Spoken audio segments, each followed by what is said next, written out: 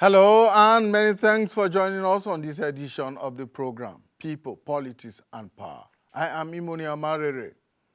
Almost a decade after the 2014 mass abduction of students in Chibok, Borno State by Boko Haram terrorists, the first in Nigeria, over 287 students of government secondary school and pupils of LEA Primary School, Kuriga in Gwagwada District in Chikun local government area of Kaduna State were last week Thursday abducted by bandits.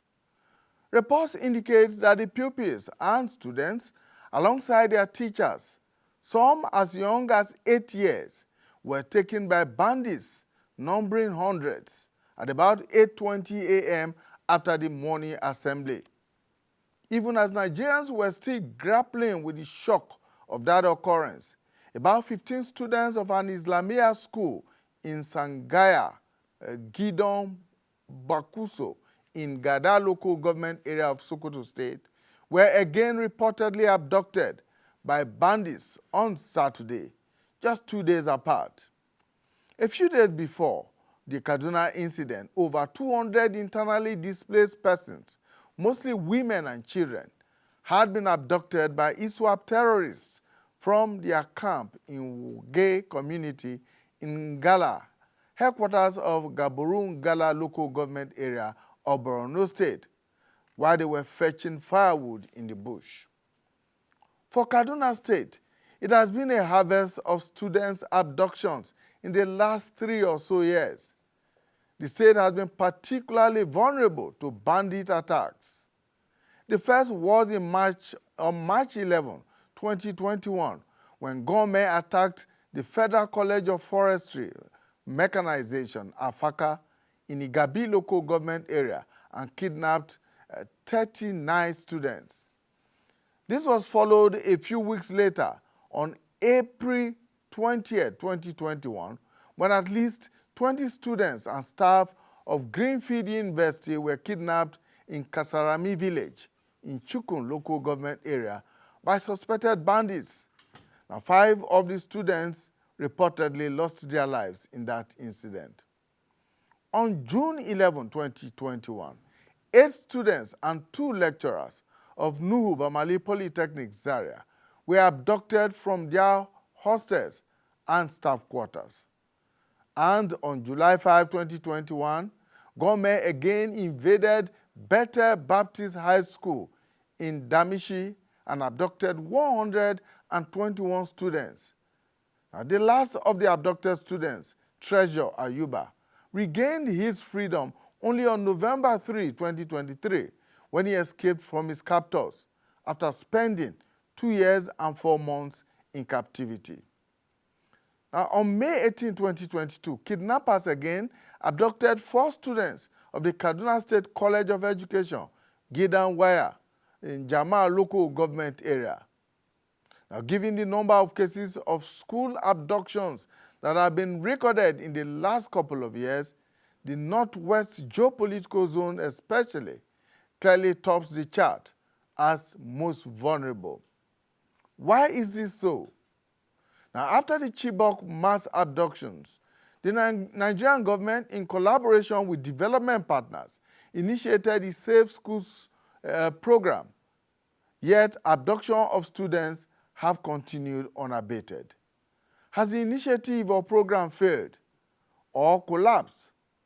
If it has, why and what needs to be done to rescue schools and students from frequent bandit, terrorist, and insurgent attacks, particularly in the northern region of the country? These are some of the issues we'll be looking at today on the program as we again, for the upteenth time, take another look at the Safe Schools initiative and how well it has performed since its establishment almost a decade ago. Well, we'll be joined on the program today by Mr. Opio Nixon. He's the UNICEF Chief of Field Operations here in Nigeria. Thank you so much for finding time to join us. Thank you for having me. We are also joined by Dr. David Okoro. Dr. Okoro is a consultant on safe schools. Thank you so much for joining us. And we also expect to join us in a short while by Halima Ilya, who is the National Coordinator, Financing Safe Schools.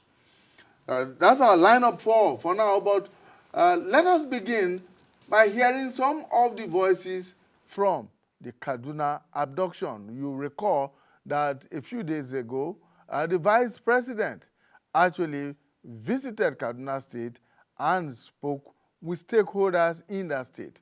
We will hear from the Vice President, we will hear from the Governor of the state, and we will also be hearing from the teacher, a teacher in that school and a student of that school. 9 a.m. The bandit attacked our students in the school. We are going with them, a lot of them. And then also attack one of our staff, which means transfer. And then going bush with them. And then also they kill one person around that attack. Can you tell us how many people we are taking? Yes, in primary section, it's almost 100 people. And then in secondary school, almost 187 students. They came on motorbikes, and when we saw them, we all ran in different directions. One of them started chasing me, but God gave me the strength to escape. They will point the gun at someone and do as if they want to shoot, but then they will shoot into the air to scare us. I thank God I was able to escape.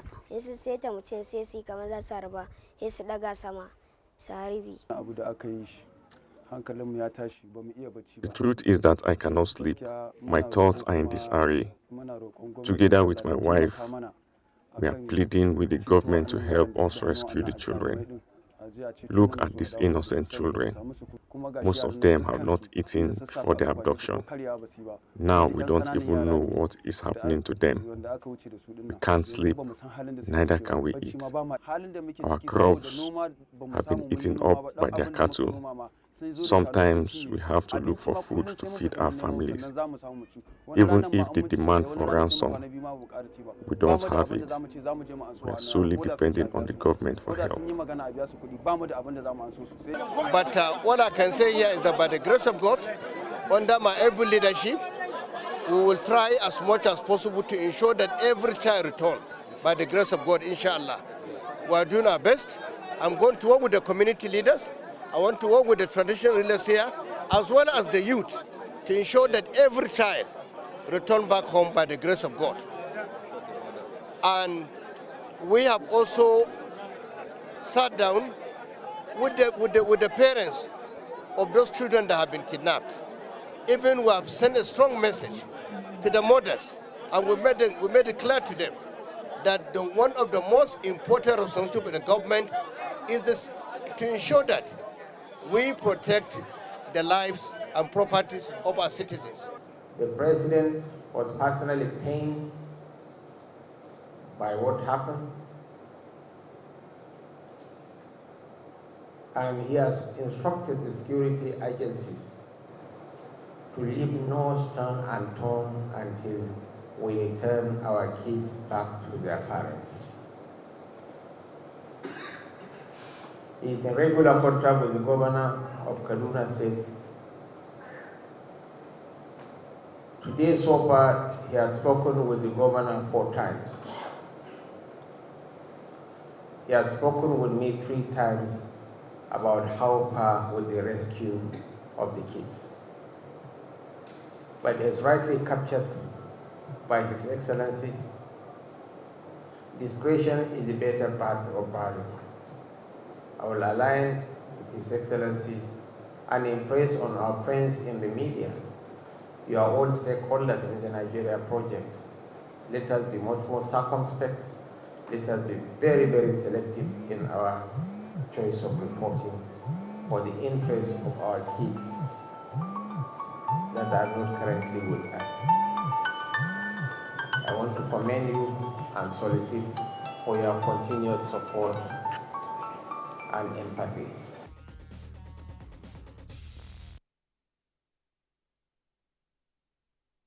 All right, there you have it, Vice President Shetima, who visited Kaduna State a few days after, in fact, over the weekend, to not only sympathize with the people of Kaduna State, the people of that community, but also to promise that government was doing all it can to ensure the safe return of the children.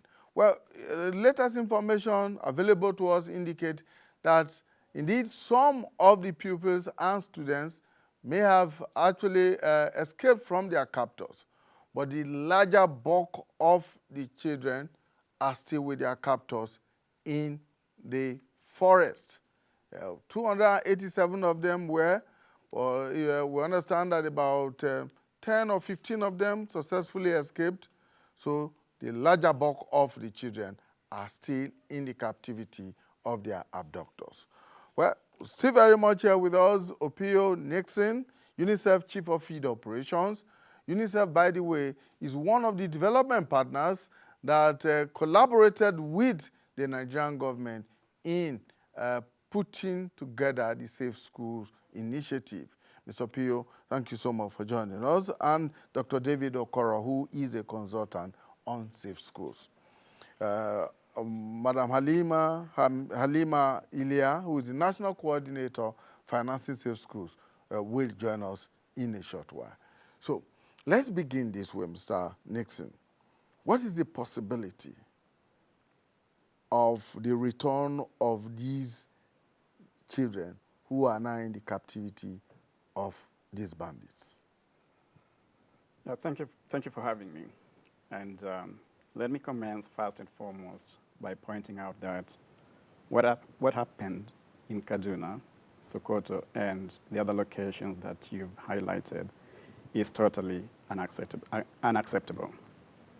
I think children have the right to access their right to education in any context within Nigeria, and the right to learning in a peaceful environment.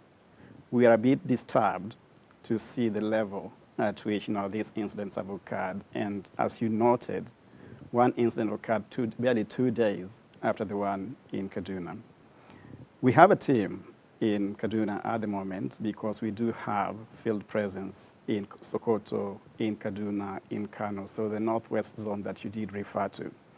And as of this morning, my understanding, based on the conversation with our head of field office in Kaduna, is that they're closely collaborating with the authorities on the ground to ensure that children that were abducted can be returned safely back to their community, back to their parents, and be in a position to resume education. So as of this point in time, those efforts are ongoing. And it's basically calls for collaboration between different parties, including the government, the development partners, but also the community itself because of the knowledge of the context and how things have panned out. So what I would certainly say is that those efforts are ongoing, and we believe that within a period of time, we should be in a position to have these children back within their community with their parents. Thank you. All right. Dr. Okoro, when the Safe School initiative was put in place after the Chibok abductions, the expectation was that schools would become safer. But between 2014, when the Chibok abductions took place, and now, we have seen more abductions than before the Chibok incident, whether mass abductions or abductions of a few people and all of. What would you consider to be the major challenges of the Safe School initiative? Well, we need to segment this. The Safe School initiative was the program that was set up by a coalition led by Gordon Brown soon after the Chibok abduction. And the principal purpose for the Safe School initiative was to ensure continuity in education, that the children that were impacted or affected by the conflict and by the kidnapping could continue in education. So that funding was used to distribute these children in other schools to ensure that they continue to go to school. And I think some part of the money was used for renovation, but essentially it was to ensure continuity in education. I think that the issue of a structured plan for safe schools, for protecting of schools in Nigeria, only was that was a program that was launched in November 16, 2022. That is when we began to talk about safe school. But previously we had the Safe School Initiative. So there's a difference between Safe Schools and Safe School Initiative. Safe School Initiative was that program by Gordon Brown, and then Safe School now is the plan, the National Financial Safe School Program is the plan that's Nigeria's response to protect schools within the country itself. So that was the Safe School plan was supposed to build on the Safe School Initiative. Exactly, yeah, that's part of it. It was a process, the Safe School Initiative, then we have the Safe School Declaration, which was a policy framework by the Global Coalition to ensure that there is safety in schools. And that Global Coalition, I think they have about 114 countries right now. And Nigeria ratified its membership of that in 2019 when the president formally signed it. So that's a global coalition that is focused on preventing attacks in schools. Then a fallout of all this, all the advocacy was that there was a need for Nigeria to now have a very clear national plan on how it intends to protect its schools. And like I said, that plan was launched in 2022, November, and the implementation had been very slow. Implementation only started late. What does that plan entail? Well, the plan was put together. It was a stakeholder project that was put together by security agencies, traditional rulers, all the segments of society. And the plan adopts what we call the whole society approach to schools security. You know, in Africa, we say it takes a whole community to raise a child. And we also felt that to be able to protect the child, it will take the entire community to protect the child. So it adopts the whole society approach to secure schools. That means everybody is involved in securing that one child to ensure that the child is able to leave home, go to school, and come back in one piece. And because of our internal security challenges, so it adopts the kinetic and non-kinetic mode. That is where you have the military coming, and then another part you have just policing and then the community role. For instance, this kind of abduction that happened in Kuriga will require the military kinetic to either first to protect that from happening, and then now the situation we are in, when the children have been taken into the bush, it also requires the kinetic approach, perhaps. So the plan essentially adopts the kinetic and non-kinetic approach. The plan was designed to last from 2023 to 2026, within which time it was believed that we will be able to reduce the level of violence or level of insecurity in schools in the 18 most at-risk states. The plan select at the pilot stage 18 most at-risk stage where this plan was to be implemented. Now, so for 2023, there was a provision that was made in the budget for a token for safe school. And the government idea was to say, look, let us show the global commitment. People like UNICEF that were agitating that, look, Nigeria seems to be doing nothing about these issues of mass abductions. So the government said, okay, let's put this amount in the appropriation to demonstrate commitment. So some money was put in the budget, and like I said, the implementation started only late last year, and it's now that you see gradually it's coming up. But the drawback is that in 2024 budget, government did not provide a funding for safe schools. It's not in the budget. It's not in the budget. So you are concerned with this magnitude of problem. How come the government is not interested in the continuity of a plan that was designed and has been acclaimed around the world as a good initiative by the Nigerian government to ensure that its schools are protected? This 2024 government did not budget nothing for safe schools. We'll come back to the funding challenge, but Mr. Nixon, let's look at the vulnerability of very many communities. Many of the communities are far-flung, rural communities, and from what we see in the pictures that we have seen so far from Kuriga, for instance, some of those schools are clearly exposed to this kind of abductions. Most of the schools do not have fences.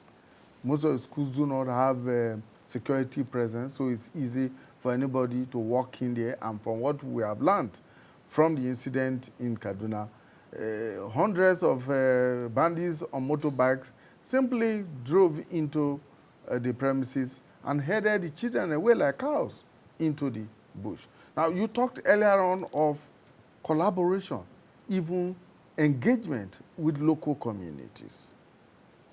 It's not just at the federal, state, and local government, and then the local communities themselves. How much of that has taken place over this period? Well, I think let me refer back to what my colleague here has just spoken about. And of course, you do have that national plan, financing on safe schools. And as it clearly pointed out, you have a number of objectives or principles that were to guide, the declaration of a school being safe, only if they are met. And of course, this does require the opportunity or the ability to finance it. And then besides financing, there's also, he spoke about the kinetic and non-kinetic measures that would be put in place. And different stakeholders do come in place when it comes to basically executing these measures. UNICEF support worked closely with the state governments, the federal government, to do an assessment of schools, approximately 6,000 schools. And it's sad to say that of these schools that were assessed, only 40%, if I'm speaking 40% of 6,000 schools, had some measure that basically could bring them closer to being safe schools. So there's still a long way to go. But at the same time, he spoke about the plan beginning 2023 to 2026. We've just come out of 2023. We are in the early stages of 2024. But I must also emphasize that unless we really walk the talk, we will still continue facing these challenges. He spoke about, yes, we can budget, we can allocate, but if we don't release these resources so that they can be subjected to executing the purpose for which they were budgeted, then definitely these measures will not be fully implemented. Isn't it concerning that there is even no budgeting? At least for 2024. It is a at the huge federal concern. level, there's no budgeting. It is a huge There is a concern. possibility that there may not even also be budgeting at state and local government levels. It is a huge concern, and that's why we are calling upon all stakeholders as articulated in this plan, because the plan is quite articulate and very clear in terms of the measures that should be taken in order to ensure that the schools that have been assessed can actually be beefed up when it comes to security measures. And secondly, I also referenced earlier on that, the community itself also does have a role to play in terms of, early awareness, creating that awareness within the society that, okay, if you suspect that this is going to happen, at least you need to raise an alarm. So we don't end up in a situation you referenced in your own words, 280-something children taken at a go. You can imagine what amounts of, pain it puts in the heart of a parent. Imagine waking up one morning, going to school, only not to come back for, going out to seek a right. They didn't go out there to do any wrong. They went there for their right to education. And then you end up not being in a position to reunite with your parents later in the evening. And so my call here is to every stakeholder, as articulated in this beautiful plan, because the plan is just a plan unless it is really put into use. And putting it into use is going to call for each and every person that has a responsibility and is accountable, as articulated in this document, to do their bit. It boils from the state, as you've rightly put it, from the federal, the state, to the LGA, to the community itself. So all of us have a role to play, but one stakeholder alone is not going to be able to do it. And that's why we are calling for that concerted effort. Yeah. Dr. Okoro, the financing plan for the Safe School project was signed in 2022. Between then and now, how much progress? And who does it really involve? Is it just between development partners and the federal government of Nigeria, or does it go down the line to states, local, and local government authorities? Well, like I said, this plan adopts the whole society approach, and the international community are a part of that, which role I think that they have played over the years in an area of advocacy and support. Now, the plan visages the role of even the media to the community, to the school-based management committees, to children level. So it encompasses everybody. But where we are now, where the plan is at and now, is the place of building capacity, critical capacity of the stakeholders. Because see, security is about knowledge. The agencies that are to implement this plan need to be well aware of what the plan is about. They need to be, the plan to be discussed with them. Their role need to be specified. They need to be very clear. So where we are right now is that this plan is being formally articulated by the various agencies. I give you an example. Last week, 29 and the 29th of February and 1st of March, the police flagged up their own manpower capacity building for their officers and men on what Safe School is about and the role and responsibility of the Nigerian police in ensuring that children are safe in schools. And what they did was they brought one divisional police officer each from the 109 senatorial districts. They brought the Assistant Commissioner of Police in charge of operation from 36 states and the FCT, and they came to Abuja and they were trained. They were, their capacity was built on what it is the Safe School plan. We looked at the national roadmap on safe schools. They understood it and they went back to their states. They will now become the face of the safe school execution implementation in their own various divisional offices or divisional areas. So that was supposed to be a train the trainers process, because they were supposed to then go back and train other people. And train their personnel. Yes. That sensitize their personnel on that them. Now, they are also supposed to go back and work with the community, because clearly you can't achieve much. Like during the discussions, we saw that we can't achieve much without building this on the community. So they are supposed to go back to the community level, the critical stakeholders, the youths, the market women, and all sorts of people. They are supposed to go back. But that process is also not stopping at the police level. The police capacity will be built and is being built. Then another phase of the program is that this program goes to the community level, where every host community, we are talking about host community, that's community that hosts schools, they go to the host communities to help build resilience, to help build capacity, so that what happened in Kuriga will not just happen. Before it happens, there will be what we call early warning. And while it is happening, the community will have a clear idea what to do. And after it has happened, they are taking children into the bush. Community stakeholders working with the security will be able to play their role. For instance, the hunters know the environment very well. So if, for instance, there was going to be a response to search for those children, the hunters and the vigilantes and the community farmers and all that, we're supposed to have a major role to play. So the capacity of these people to the last mile in the village were to be built to be able to play a role, either from early warning where they give information to ensure that the crime is prevented, to ensuring that even if the crime is taking place, the people know what to do, and subsequently. So everybody in the society that hosts school ought to be, their capacity will be built and they will be sensitized to know what they ought to do, how they ought to do it. And the critical aspect of it is that there will be a synergy or collaboration with the community and the law enforcement agencies, talking about the military, talking about the police, civil defense, and other paramilitary agencies, the intelligence agencies.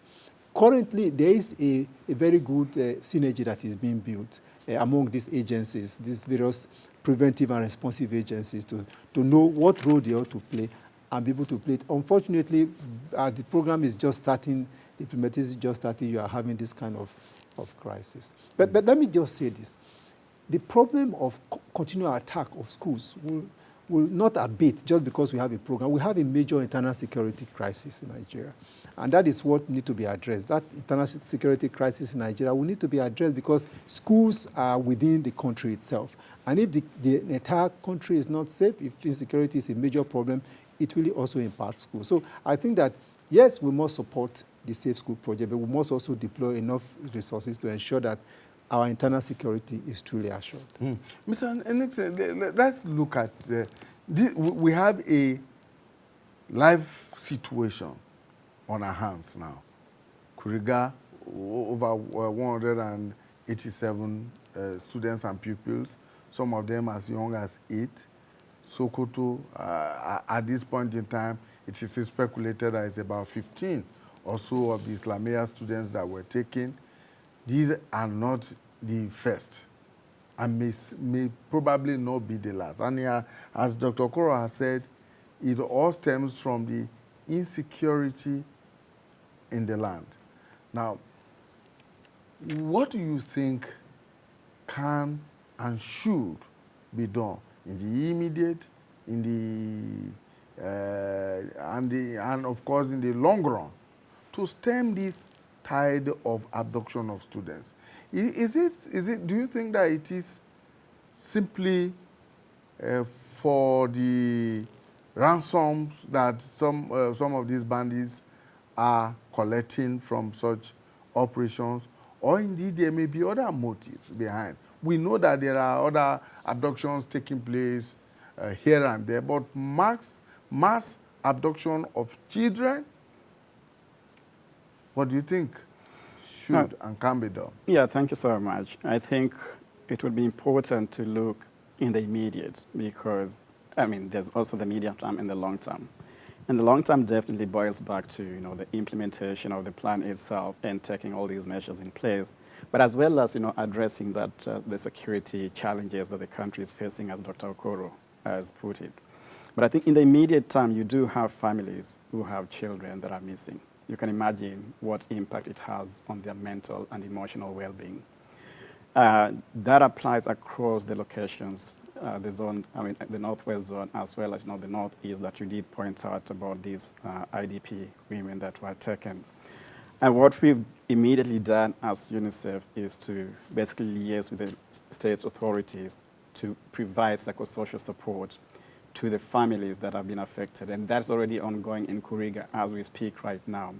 We also do have a presence of our office in Sokoto, and the team is already on the ground trying to liaise with the local authorities to see how these families can be supported at the moment as the relevant state authorities take the appropriate measures to see if these children can actually be found and returned back to their parents. But also spoke about, what could be the trigger or the drivers, and there are quite a number of triggers. I mean, we know that at the moment you do have the challenges, also the economic situation and how it's impacting on different people, but it doesn't give one the right to go and abduct a child in the name of ransom, as you put it. Pure criminality. It is criminality.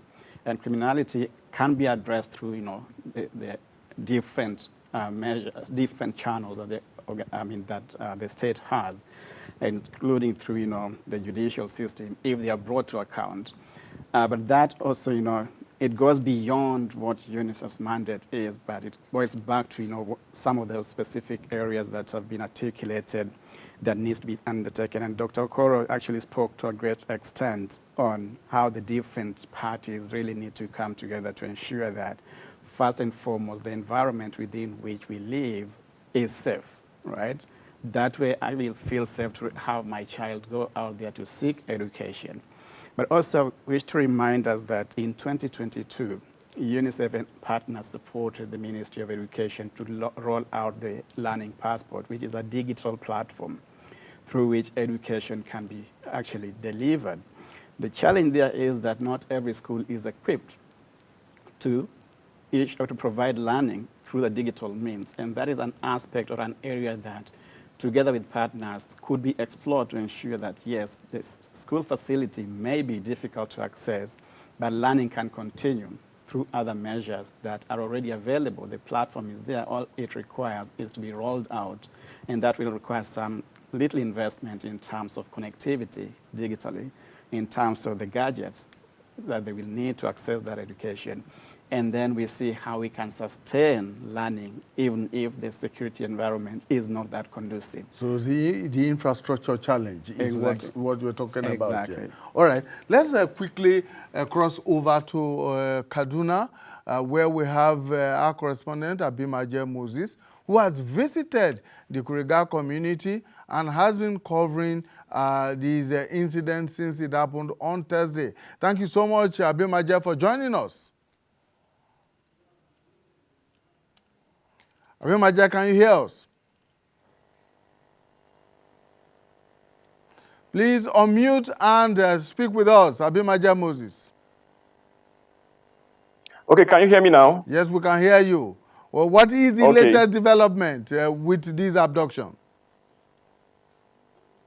You know, as it is, since these children were abducted from their school last week, there are a series of visitors that have come to Kaduna. I'll talk about the person of the chief of army staff who had come, visited the scene of the incident, and then the vice president too had gone to has come to Kaduna to also visit the leaders of the community to discuss with them. Though the such meeting was held behind closed door, and the details of what was discussed between the vice president, the Kaduna state government, and the leaders of the Kuriga communities were not made known to the public.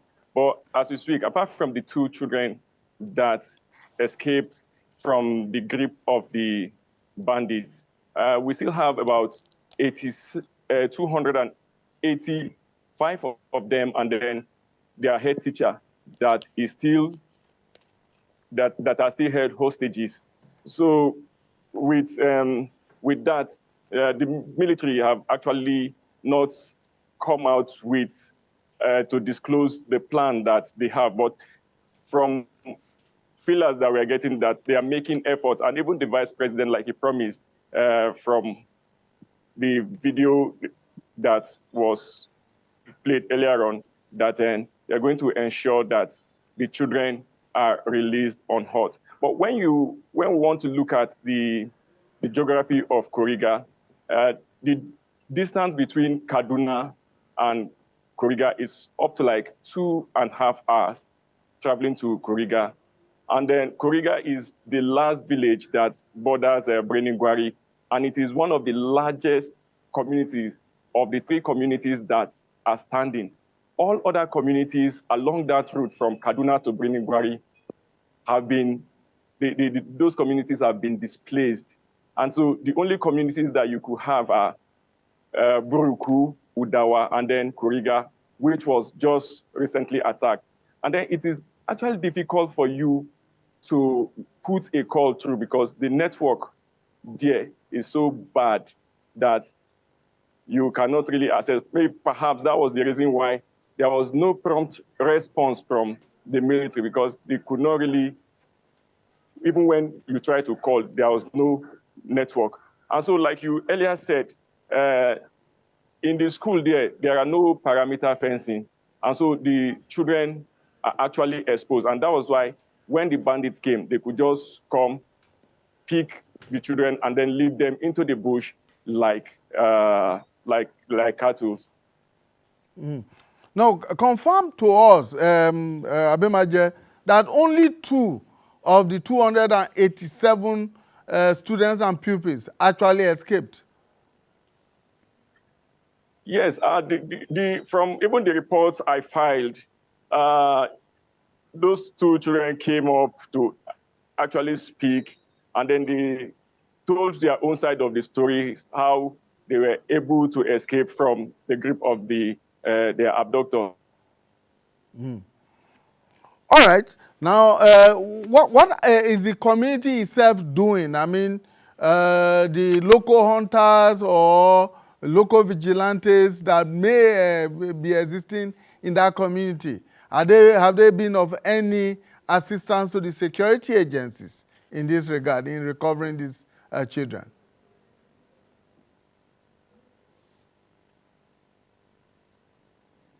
Rescue the children will not be exposed to the public.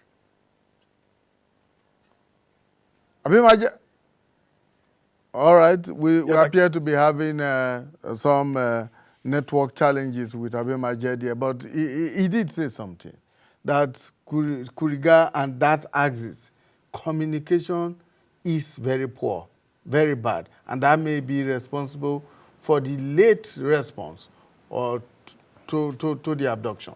I don't agree. If you, if you talk about telecommunication, yes. Yes, yes. Kuriga to Binigwari is 35 kilometers by road, and you can travel the road 40 minutes. So even if there was no telephone communication, it told you the size of Kuriga. There must have been a police outpost there. And Binigwari is a fairly sizable community. So if there was no phone communication, but at least in 1 hour, in 45 minutes, the information, somebody riding on a bike will have been able to get from Kuriga to but you recall that he did say that a number of the communities on that route have actually been sacked by bandits. No. And so a lot of them are actually IDPs in other communities. No. The point I'm making is this. I heard the governor say, oh, Kuriga is in a place where there's no telephone communication. But I'm saying that communication is not only telephone. There are road networks. People can move from one location to the other. And nothing was heard. Kaduna to Binigwari, 2 hours, 15 minutes. So if a crime of this magnitude happened, I'm just saying that the response time, which again, we need to look at our capacity to respond to crises like this.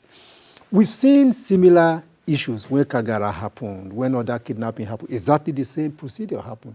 And then at the end of the day, no child, unfortunately, we don't have a history that children that were taken like this were rescued. Now, my concern is this. I tried to do the geography of that area. I mean, the office, we tried to look at all this. There are major communities that surround the Binigwari area.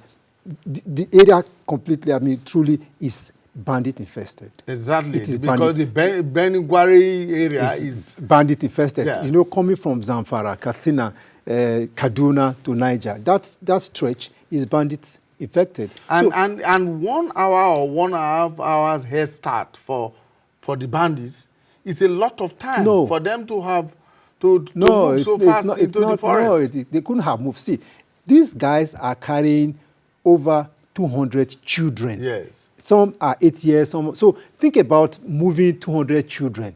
It's not going to be like flying a jet. It's a slow process.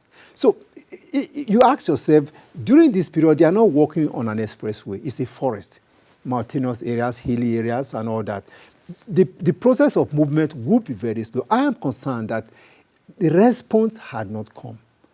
Response did not come because the issue always is that response time. And several days after, we will have thought that from the various, from the general operation areas, that forces will have started coming from Niger State, from Kaduna, from Zamfara. Yes, that we have military, police, everybody moving, helicopter everywhere, all sorts happening to ensure that the closing on where these guys are. But we're not seeing that. We're not hearing that kind of thing. Is it a question of the absence of modern technology to track such movements? Is it track or react? There is a kidnap of this magnitude. We expect it to be a national emergency. All the military resources, all the police resources are supposed to have been deployed in that area. Hunters are available in their thousands. They're supposed to be mobilized.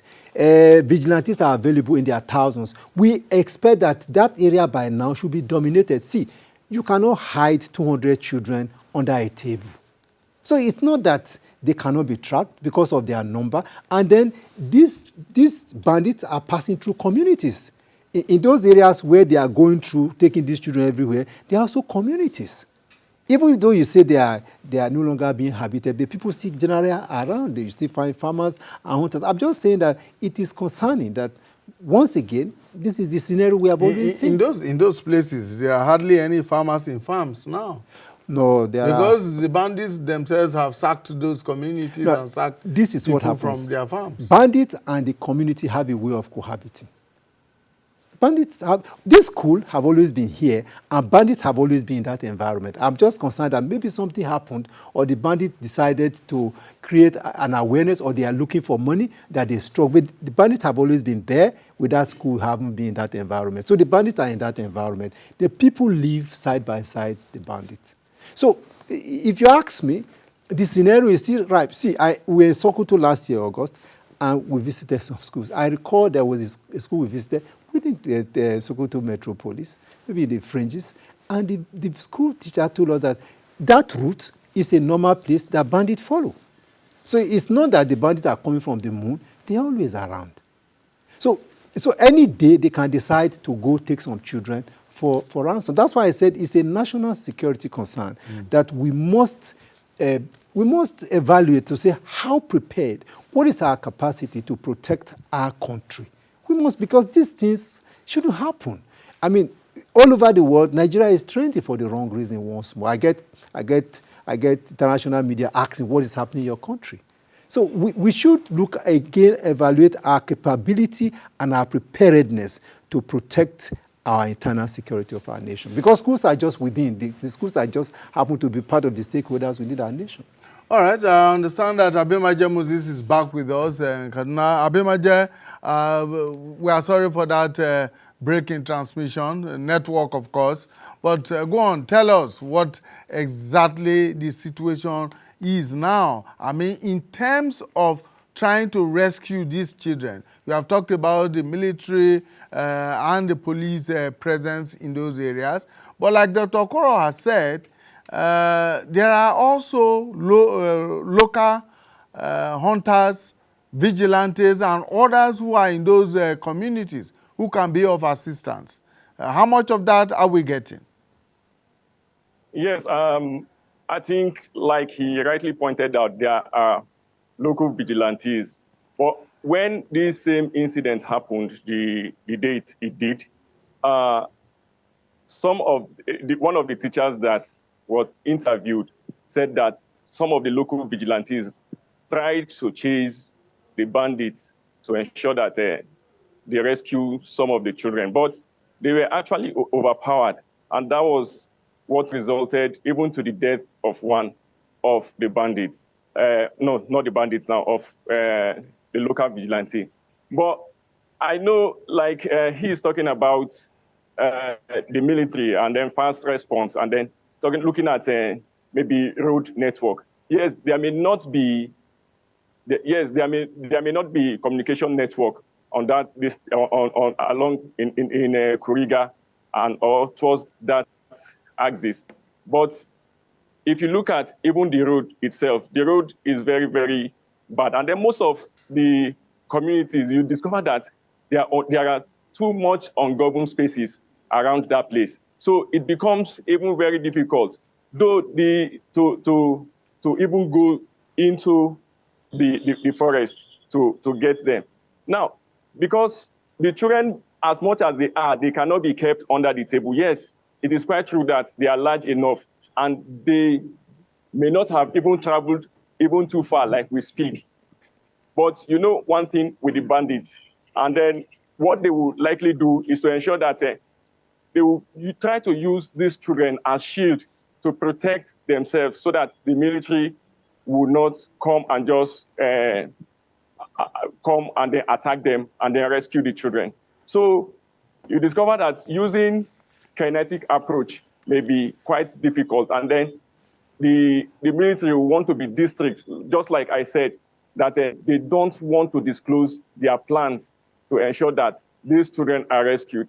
Okay. From what we are getting, they may not, just like I said, they may not have traveled too far, but these children may be used as protective shield. And so if you want to avoid collateral damage, we are talking of children here. If you want to avoid collateral damage, then you just have to be distinct with your plans and then your operation in rescuing the children. Thank you so much, Abemaje Moses. Thank you for the updates there. Nixon, let's as we round up our discussion, let's look at what the development partners can bring to the table. In this particular instance, we have Sokoto on our hands. We have Kaduna on our hands. We have Borno, Gamburu and Gala on our hands right now.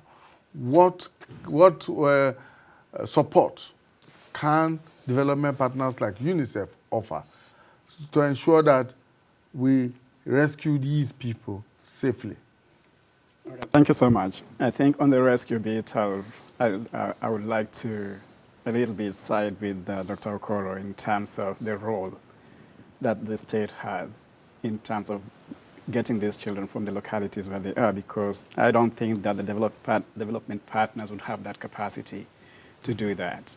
Where I see the development partners coming in is to support these children once they are back in terms of addressing their psychosocial status, in terms of the effects that they've gone through. I'm quite sure that even an adult would be traumatized just going through what these children have gone through. And the same would also apply to the parents of these children in terms of what support will be extended to them to ensure that they come back to a state of mind where they feel like, I feel safe again in my community, and be in a position to send my child back to school, because it's going to take a lot of convincing for some parents to even send their children. And so you see it is basically eroding the gains that some of the development partners like UNICEF, in collaboration with the Ministry of Education, that have been working so hard to get children out of school back in school. And here we are creating an environment now that will begin pushing children again out of school into the community. So really it's going to call for a concerted effort across the board. And my earlier statements began by looking at what role does each and every party have to play to ensure that we have safer schools? Because the thinking is there. The understanding of what needs to be done is there. But we've also understood that there are some gaps in terms of the implementation of that plan. And those gaps have also fallen squarely to some very key stakeholders. And it is incumbent on these key stakeholders to really play their role. And we come in as development partners to support, because we are here to support the state and not to assume the role of the state.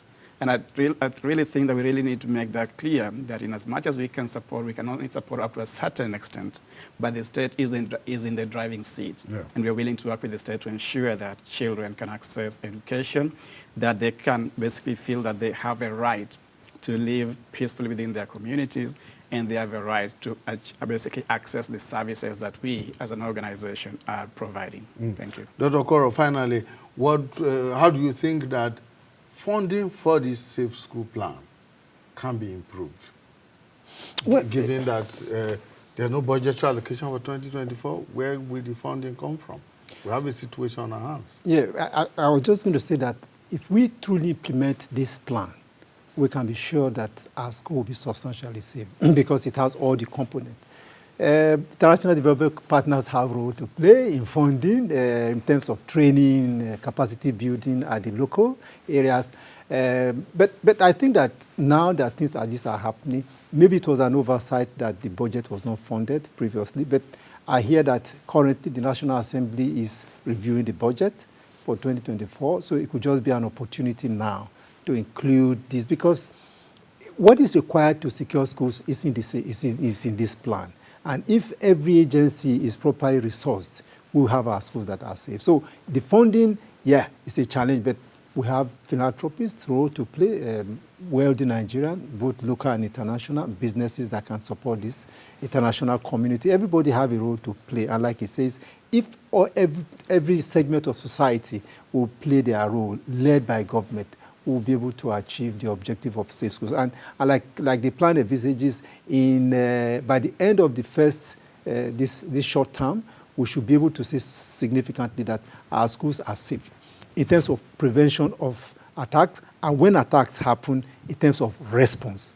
They are all in the plan. And I think that, like I said, if they are diligently implemented, we will not find ourselves in this kind of situation anymore. All right. Thank you so much, Dr. David Okoro, consultant on safe schools.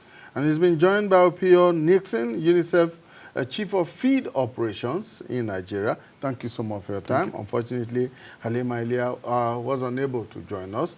But our hope and prayer is that the security agencies would move very fast and ensure the rescue of these children, both in Sokoto and in Kaduna State.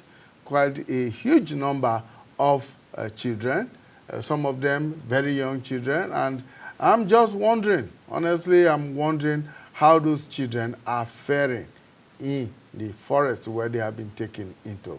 But we hope and pray that they are rescued, and quickly so. Thank you so much for investing your time with us. We'll see you again when we bring you a fresh edition of the program, People, Politics, and Power. Bye for now.